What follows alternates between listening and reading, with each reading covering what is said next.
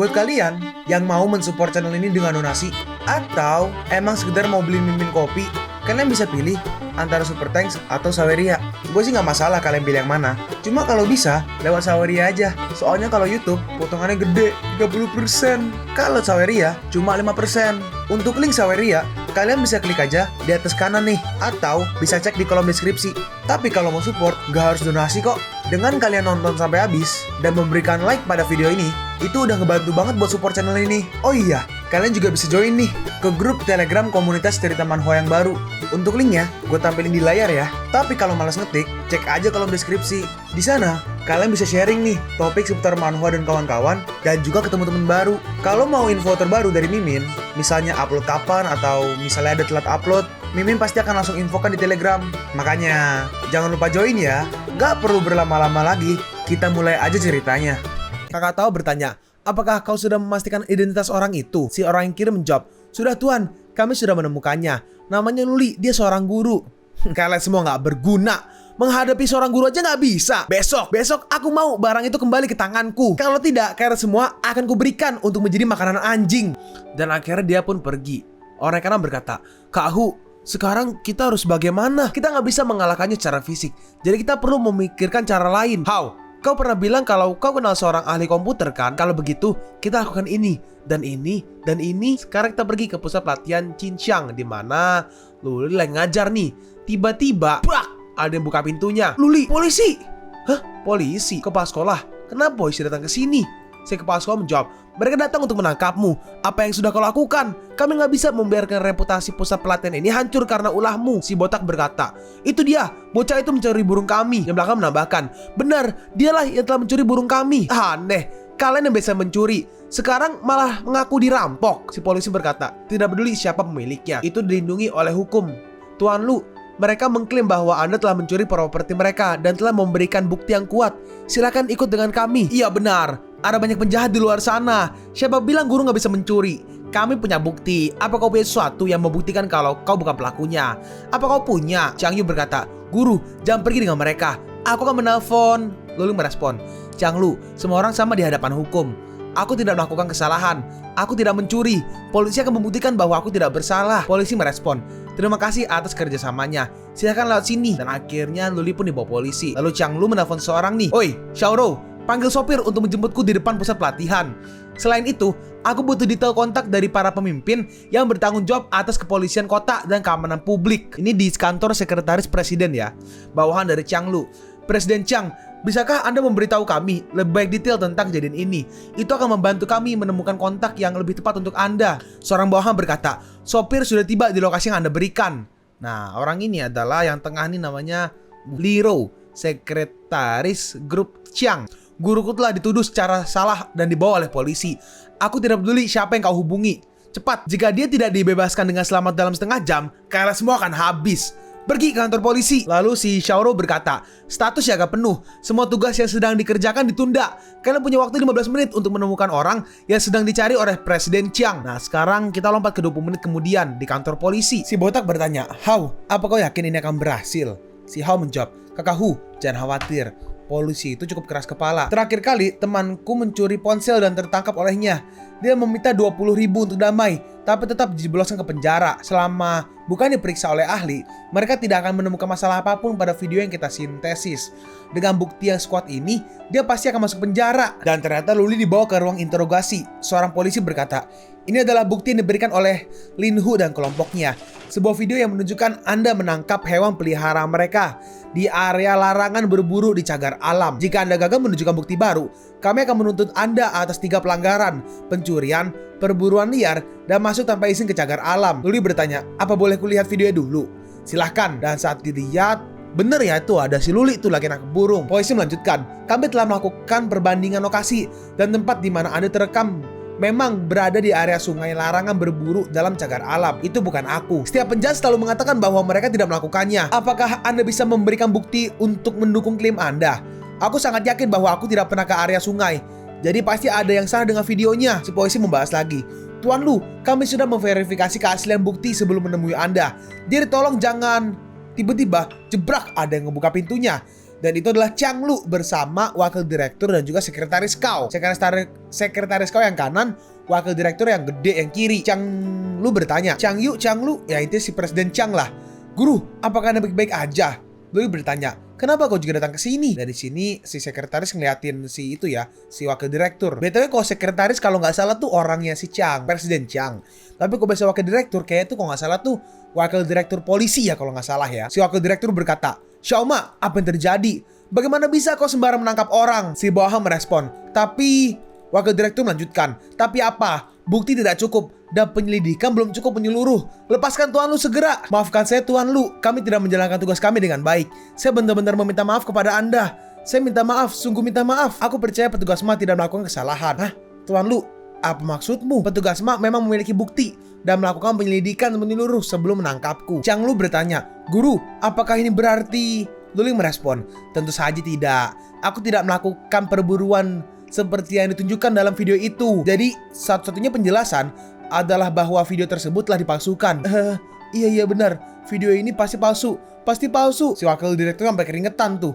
Sedangkan polisi bawahannya, polisi MA itu, dia membalas, tapi tim data sudah jelas. Diam kau, dasar omong kosong. Luling menjelaskan, jika mereka tidak bisa mendeteksi pemalsuan, bisa jadi karena pemalsuannya sangat canggih. Aku sarankan untuk memeriksa ulang buktinya. Kebetulan aku memiliki pengetahuan di bidang ini dan bisa membantu petugas forensik. Apakah aku boleh membantu?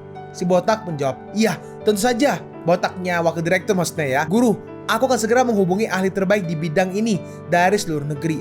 Ahlinya akan tiba dalam waktu tidak lebih dari 3 jam. Luli merespon, tidak perlu. Aku bisa menyelesaikannya hanya dalam 5 menit. Tolong tunggu aja 5 menit. Hanya 5 menit. Polisi MA membalas, itu tidak mungkin. Analisis mesin biasanya memakan waktu setidaknya setengah jam. Oh, benar. Kita juga butuh pihak penggugat hadir. Mungkin dalam 5 menit mereka lah yang akan menjadi tersangka dalam penyelidikan. Sialan, ternyata mereka bertiga sedang menguping. Lalu di sini seseorang datang. Gue nggak tahu ini orang baru atau orang yang tadi ya. Intinya dia berkata polisi. Siapa yang berani mengatakan video yang aku autentikasi bermasalah? Kau ya, aku sudah memeriksa video ini menggunakan berbagai software dan sama sekali nggak ada bukti noise akibat pengeditan atau manipulasi. Si botak berkata, apa kau dengar itu? Kami sudah menguji video ini dengan berbagai software. Atas dasar apa kau bilang ada masalah dengan video kami? Dengan inspeksi visual. Hah? Orang yang belakang berkata, dia bilang dia tahu hanya dengan melihat pakai mata. Si botak menambahkan, kau bilang kau bisa menentukan keaslian video hanya dengan melihatnya. Kau mau buat kami tertawa sampai mokat ya? Guru, tidak masalah. Kebetulan aku baru aja menemukan masalah pertama. Ini, mari kita lihat bersama-sama. Nah, akhirnya semua orang ngeliat nih. Di frame ini, aku memutar kepala dari belakang hingga menghadap kamera. Di frame ini juga, aku memutar kepala dari belakang hingga menghadap kamera. Jadi, apa masalahnya? Ya benar, itu normal sekali. Luli menjelaskan, nggak terlihat jelas. Nih, biar aku perlambat sedikit. Tepat di frame ini, pemilik asli video muncul dan kelihatan ya ternyata kayak diedit gitu. Hah, wajah itu si botak. Si botak berkata, gak mungkin. Ini gak mungkin. Pasti kau yang memanipulasi video ini. Luli bertanya, ini kan video yang kau berikan. Bagaimana aku bisa memanipulasinya? Jadi benar-benar ada masalah. Padahal aku jelas-jelas sudah memeriksanya. Luli menjelaskan, kau terlalu percaya kepada metadata video. Orang yang membuat video palsu ini sudah memprediksi kau akan bergantung kepada metadata untuk verifikasi dan sengaja menyembunyikan pengubahannya, mempercayai segalanya tanpa mempertanyakan, sama buruknya dengan tidak tahu apa-apa. Ingat itu baik-baik. Dalam hati si polisi saat itu, aku seakan-akan melihat cahaya ilahi dari seorang guru sejati. Baik guru, aku pasti akan mengingatnya. Video ini mungkin diedit dari rekaman perburuan liar milikmu sendiri. Benar kan? Si botak membalas, kau bicara omong kosong. Duli melanjutkan, kau bakal masuk ke cagar alam. Burung-burung itu bukan milikmu kan? Si Hao berkata, Kakak Hu, sekarang kita harus gimana? Iya, akulah yang telah membuat video palsu. Dan aku sedang berburu burung itu. Tangkap aja aku. Dalam hati si botak, aku gak bisa dapat burung itu juga. Dan kalau aku pulang, aku bakal mokat. Jadi lebih baik aku masuk penjara aja. Hah, apa? Kakak Hu, aku akan masuk duluan dan mempersiapkan jalan untukmu. Kakak Hu, sungguh seorang laki sejati. Dan akhirnya si botak pun dibawa. Ya bener ya, ini kayak orang baru tadi ya. Yang mati kayak yang belakang deh. Yang kiri, ya itulah intinya beda orang lah. Tuh rambutnya yang ini agak abu-abu. Yang ngecek video agak pirang ya. Yang ngecek video berkata, aku mau tanya, guru lu, bagaimana caranya Anda bisa tahu ada masalah di video itu? Luli menjawab, bukannya sudah aku bilang, aku tahu hanya dengan melihatnya. Tapi batas resolusi mata manusia adalah 30 frame per detik. Sedangkan video ini diputar dengan 60 frame per detik. Apa matamu sudah di-upgrade? Mataku emang begini sejak lahir. Dalam hati si polisi ini, kau bisa menemukan satu frame cacat hanya dengan mata telanjang. Kau ini manusia atau apa? Lalu di sini Chang Lu menghampiri si sekretaris nih ya. Sekretaris kau, terima kasih atas bantuannya kali ini. Si sekretaris merespon, Nona Chang adalah salah satu tokoh bisnis paling berpengaruh di provinsi kita. Mana mungkin ini dianggap merepotkan? Chang Lu bertanya, karena mereka sudah mengaku, apakah kami boleh pergi sekarang? Wakil direktur menjawab, tentu saja. Kalian berdua, kalian melakukan kesalahan besar dalam pekerjaan. Minta maaf kepada guru lu sekarang juga. Kami minta maaf. Wakil direktur melanjutkan, saya benar-benar meminta maaf, guru lu.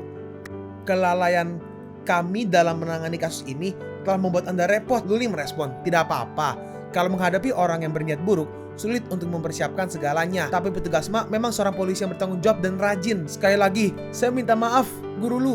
Dan juga terima kasih, Nona Chang, guru lu. Hati-hati di jalan. Dan akhirnya mereka berdua pun pergi balik ya. Dan pas di luar kantor polisi, ada si Huayu dan juga si Yeching nunggu nih. Luli bertanya, apa yang kalian lakukan di sini? Huayu menjawab, kami dengar guru dituduh secara salah. Jadi kami langsung bergegas ke sini. Luli menjelaskan, semuanya udah selesai. Maaf membuat kalian khawatir. Huayu bertanya, bagaimana kalau traktir makan sebagai kompensasi hari ini? Aku tidak bisa menolak kalian berdua. Ya sudah, ayo. Dan sekarang kita pergi nih ke sebuah tempat lagi. Tempat misterius. Seseorang bertanya yang lagi duduk ya. Mungkin penjahat kayaknya ya. Karena auranya aura-aura jahat. Ku dengar anak buahmu gagal lagi. Orang yang kiri kayaknya kakak tahu kalau nggak salah ya. Dia menjawab, Master, saya salah perhitungan. Kali ini saya akan turun tangan. Tolong beri saya satu kesempatan lagi.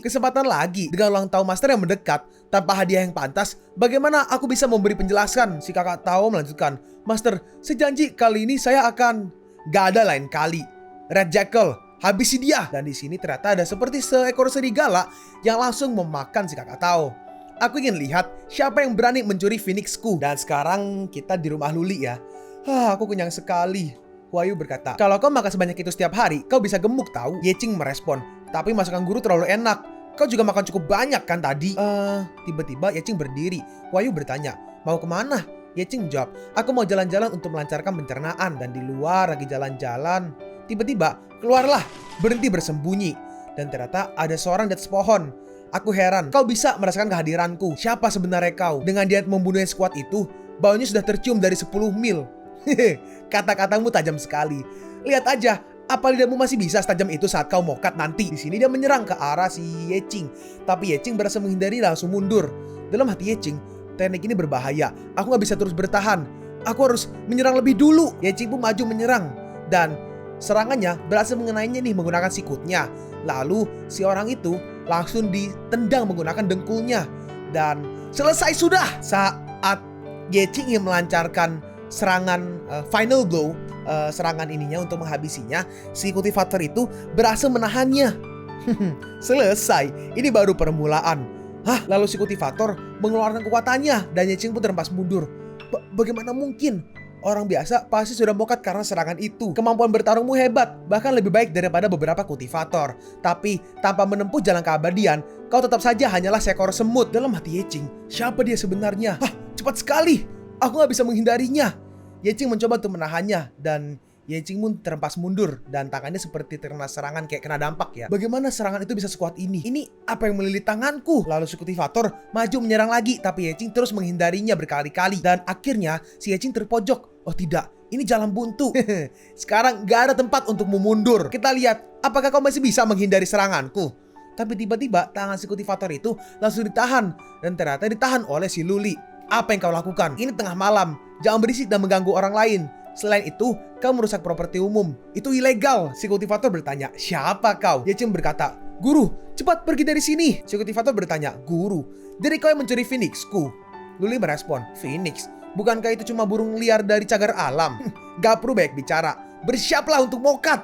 Dia menyerang ke arah Luli, tapi Luli dengan mudah menahan serangannya. Dalam hati si kultivator, apa? Dia memblokir seranganku dengan mudah. Luli berkata, menyerang orang lain dengan niat jahat dan sengaja melukai juga ilegal.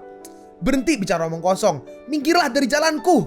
Dia menyerang lagi menggunakan tangan kirinya, tapi Luli dengan mudah menahan kedua serangannya. Dalam hati si kultivator, orang ini kuat. Aku gak bisa menarik tanganku. Hei, lepaskan aku. Luli berkata, Janjikan dulu kalau kau akan menyelesaikan ini dengan bicara dan tidak akan memakai kekerasan. Baru aku akan lepaskan. Jadi kau tidak mau melepaskannya. Kalau begitu, invasi energi Demonik. Saat merasakan itu, kepala si Luli seperti kesakitan ya. Si kultivator berkata, sekarang kau telah terinfeksi energi Demonik. Kau pasti akan mokat dalam 10 menit. Dalam hati Luli, kepalaku sakit sekali. Apakah ini efek dari energi Demonik? Kenapa gambaran-gambaran aneh muncul di pikiranku? Tempat ini di mana? Dan siapa orang itu? Tempat macam apa ini? Kenapa terasa sangat familiar? Selain itu, kenapa ada orang aneh di depanku? Siapa kau? Kenapa? Luli bertanya, siapa kau? Maksudmu, kenapa kau terlihat seperti aku? Karena aku adalah dirimu. Kau adalah diriku. Si orang itu menjelaskan. Lebih tepatnya, aku adalah dirimu yang telah kau lupakan. Aku Luli. Aku pernah duduk dan berdebat tahu dengan Hong Chun. Ini mungkin pas masih di dunia kultivator ya. Aku juga menyaksikan ekspedisi Flame Emperor melawan Chiyo. Aku memberikan eliksir ilahi kepada Chang'e. Aku telah menghabisi Evil Blood Dragon. Dunia mengenalku sebagai leluhur dari 10,000 Immortal. Supreme Lord Immortal. Kau gimana? Apa kau ingat sekarang? Aku ingat. Tapi kenapa aku kehilangan seluruh kultivasiku dan jadi seperti ini? Ini, lihatlah sendiri. Dan ternyata di sini si Luli yang immortal seperti menunjukkan seperti rekaman ya. Setelah melewati tribulasi terakhir ini, aku bisa naik ke alam tertinggi dunia immortal, alam spiritual void. Tidak, tunggu. Ini energi Demonik. Kenapa ada energi Demonik yang bercampur dengan petir tribulasi? Dan ternyata muncul guys Demon Lord. Demon Lord namanya Wutian. Si Demon Lord berkata, Luli, Supreme Immortal Lord, terus apa? Aku sudah lama mencemari energi spiritual dunia immortal. Begitu kau berhasil melewati tribulasi, energi Demonik akan mengikutimu ke dalam alam spiritual void. Saat itu terjadi, seluruh dunia immortal akan jatuh ke tangan klan Demonik. Jadi itu rencanamu. Tapi kau pikir, dengan mencampur energi Demonik dengan petir tribulasi, aku tidak punya jalan keluar sama sekali. Berhenti melawan. Sekarang aku dan kau telah menjadi satu. Apa yang bisa kau lakukan? Apakah kau benar-benar rela meninggalkan tubuh Supreme Immortalmu dan menerima kegagalan tribulasi ini? Kenapa tidak? Kau beneran? Dan akhirnya dia pun melakukannya ya. Jadi si Demonik hilang, tapi bayaran untuk Luli, dia harus memulai kultivasi dari awal. Hanya sekedar jutaan tahun kultivasi.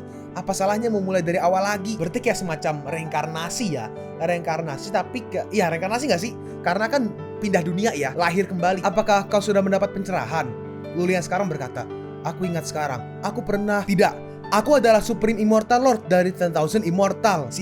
Luli Immortal berkata, sekarang kau sudah mengingat segalanya. Pergilah, sepertinya murid baru kita sedang menghadapi masalah. Kalian pun sampai di penghujung video ini. Kalian mau tahu lanjutan chapter ini? Atau manhwa menarik lainnya? Makanya, jangan lupa subscribe biar kalian gak ketinggalan kalau gue upload video baru. Jangan lupa like, komen, dan share ke teman-teman kalian supaya channel ini bisa lebih berkembang ke depannya. Segitu dulu dari video cerita manhwa. Gua Sabik undur diri. See you on the next video. Zaijian.